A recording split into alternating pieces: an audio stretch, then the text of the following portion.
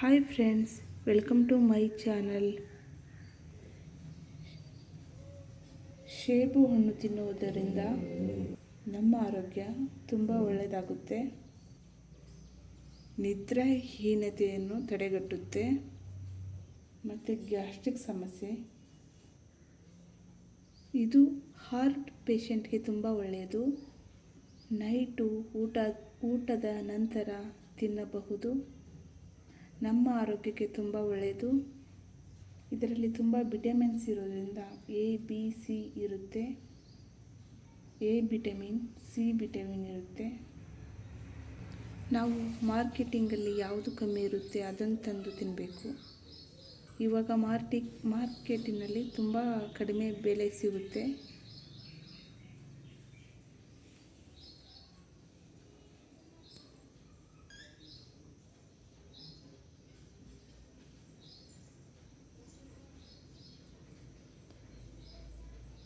ಮತ್ತು ಬೆಳಗ್ಗೆ ಈ ಜ್ಯೂಸನ್ನು ಮಾಡ್ಕೋಬಹುದು.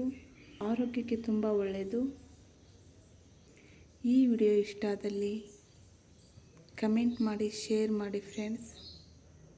Okay, bye bye, thank you.